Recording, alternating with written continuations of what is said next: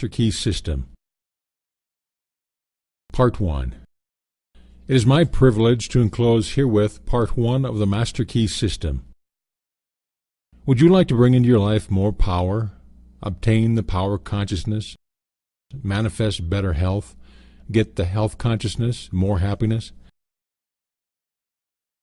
Live the spirit of these things until they become yours by right. It will then become impossible to keep them from you. The things of the world are fluid to a power within man by which he rules them. You need not acquire this power, you already have it. But you want to understand it, and you want to use it. You want to control it. You want to impregnate yourself with it so that you can go forward and carry the world with you. Day by day, as you go on, as you gain momentum, as your inspiration deepens, as your plans crystallize, as you gain understanding, you will come to realize that this world is no dead pile of stones and timber, but that it is a living thing. It is made up of the beating hearts of humanity.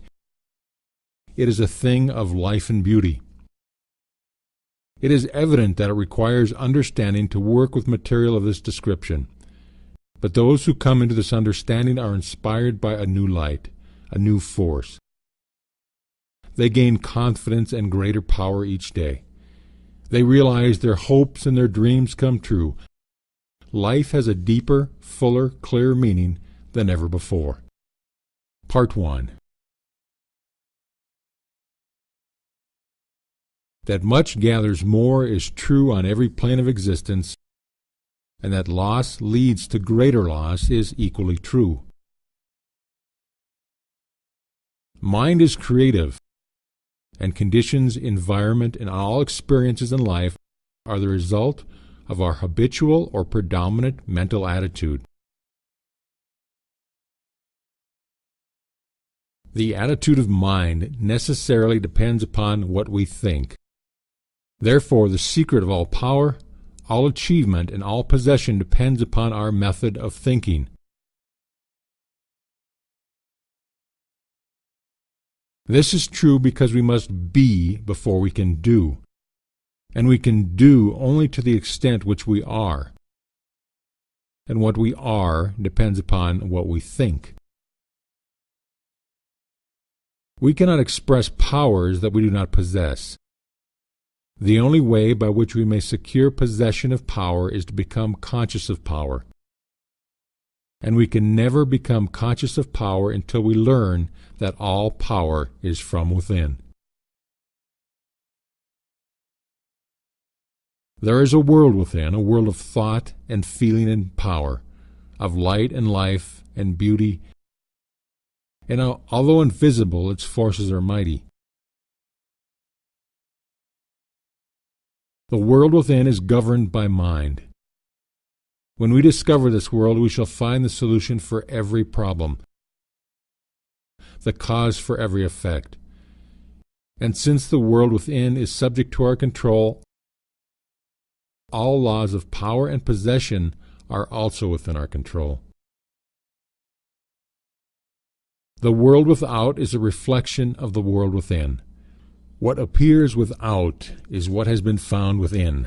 In the world within may be found infinite wisdom, infinite power, infinite supply of all that is necessary, waiting for unfoldment, development, and expression. If we recognize these potentialities in the world within, they will take form in the world without.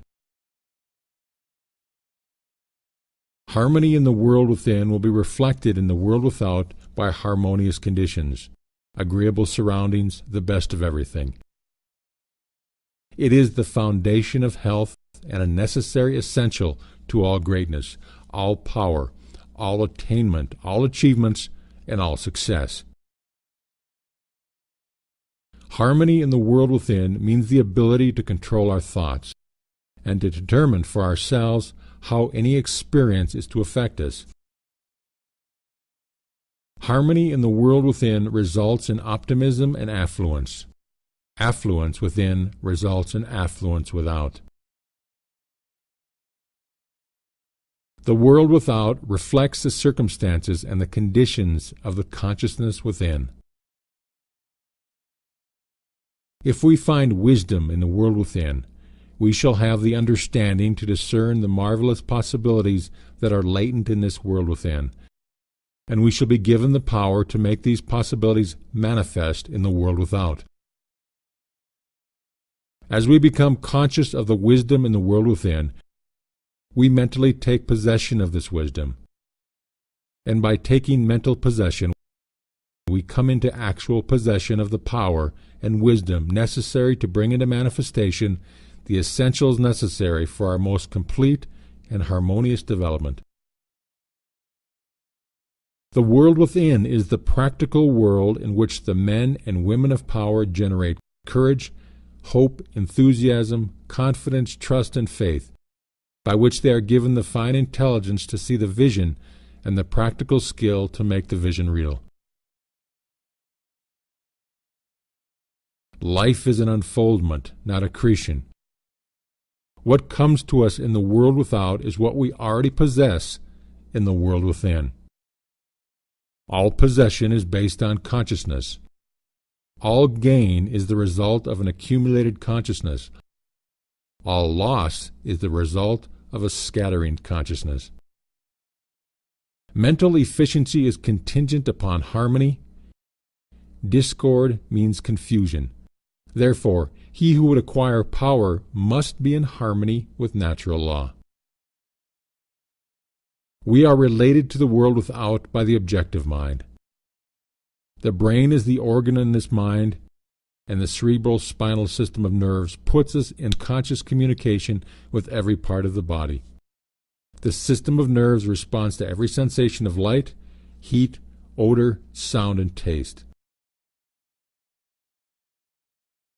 When this mind thinks correctly, when it understands the truth, when the thoughts sent through the cerebrospinal nervous system to the body are constructive, these sensations are pleasant and harmonious. The result is that we build strength, vitality, and all constructive forces into our body. But it is through this same objective mind that all distress, sickness, lack, limitation, and every form of discord and inharmony is admitted into our lives. It is therefore through the objective mind, by wrong thinking, that we are related to all destructive forces.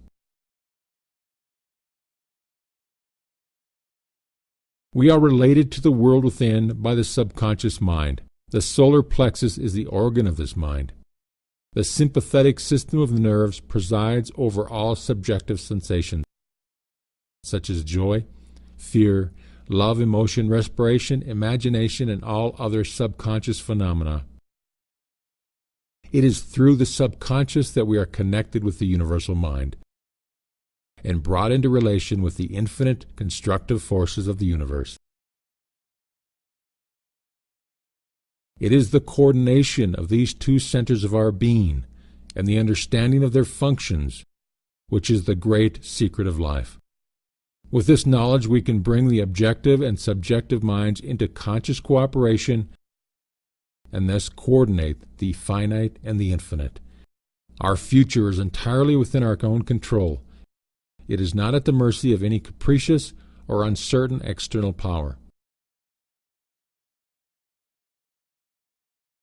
All agree that there is but one principle or consciousness pervading the entire universe, occupying all space, and being essentially the same in kind at every point of its presence. It is all-powerful, all-wisdom, and always present. All thoughts and things are within itself. It is all in all. There is but one consciousness in the universe able to think, and when it thinks, its thoughts become objective things to it. As this consciousness is omnipresent, it must be present with every individual. Each individual must be a manifestation of that omnipotent, omniscient, and omnipresent consciousness. As there is only one consciousness in the universe that is able to think, it necessarily follows that your consciousness is identical with the universal consciousness, or in other words, all mind is one mind. There is no dodging this conclusion. The consciousness that focuses in your brain cells is the same consciousness which focuses in the brain cells of every other individual. Each individual is but the individualization of the universal, the cosmic mind. The universal mind is static or potential energy. It simply is. It can manifest only through the individual, and the individual can manifest only through the universal. They are one. The ability of the individual to think is his ability to act on the universal and bring it into manifestation. Human consciousness consists only in the ability of man to think. Mind in itself is believed to be a subtle form of static energy, from which arises the activities called thought, which is the dynamic phase of mind. Mind is static energy. Thought is dynamic energy. The two phases of the same thing. Thought is therefore the vibratory force formed by converting static mind into dynamic mind. As the sum of all attributes are contained in the universal mind, which is omnipotent, omniscient, and omnipresent, these attributes must be present at all times in their potential form in every individual. Therefore, when the individual thinks, the thought is compelled by its nature to embody itself in an objectivity or condition which will correspond with its origin. Every thought, therefore, is a cause, and every condition an effect. For this reason, it is absolutely essential that you control your thoughts so as to bring forth only desirable conditions. All power is from within and is absolutely under your control. It comes through exact knowledge and by the voluntary exercises of exact principles. It should be plain that when you acquire a thorough understanding of this law and are able to control your thought processes, you can apply it to any condition. In other words, you will have come into conscious cooperation with omnipotent law, which is the fundamental basis of all things. The universal mind is the life principle of every atom which is in existence. Every atom is continually striving to manifest more life. All are intelligent, and all are seeking to carry out the purpose for which they were created. A majority of mankind lives in the world without. Few have found the world within. And yet it is the world within that makes the world without. It is therefore creative, and everything which you find in your world without has been created by you in the world within. This system will bring you into a realization of power, which will be yours when you understand this relation between the world without and the world within. The world within is the cause, the world without the effect. To change the effect, you must change the cause. You will at once see that this is a radically new and different idea. Most men try to change effects by working with effects. They fail to see that this is simply changing one form of distress for another. To remove discord, we must remove the cause, and this cause can be found only in the world within. All growth is from within. This is evident in all nature. Every plant, every animal, every human is a living testimony to this great law. And the error of the ages is in looking for strength or power from without. The world within is the universal fountain of supply, and the world without is the outlet to the stream. Our ability to receive depends upon our recognition of this universal fountain. This infinite energy, of which each individual is an outlet, and so is one with every other individual. Recognition is a mental process. Mental action is therefore the interaction of the individual upon the universal mind. And as the universal mind is the intelligence which pervades all space and animates all living things, this mental action and reaction is the law of causation. But the principle of causation does not obtain in the individual but in the universal mind. It is not an objective faculty but a subjective process, and the results are seen in an infinite variety of conditions and experiences. In order to express life, there must be mind. Nothing can exist without mind.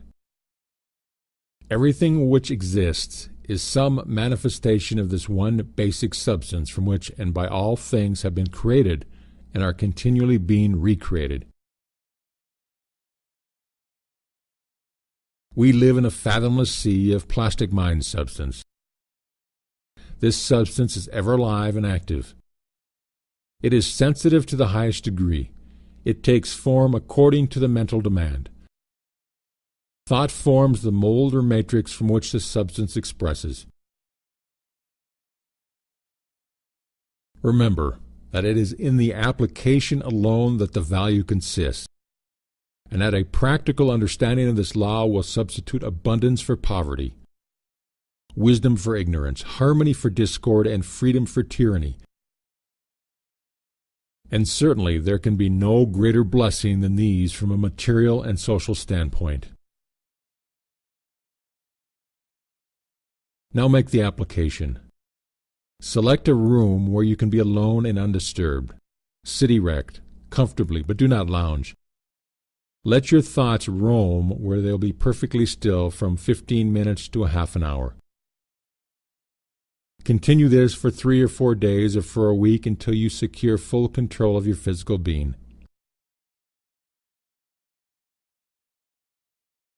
Many will find this extremely difficult. Others will conquer with ease. But it is absolutely essential to secure complete control of the body before you are ready to progress. Next week, you will receive instructions for the next step. In the meantime, you must have mastered this one.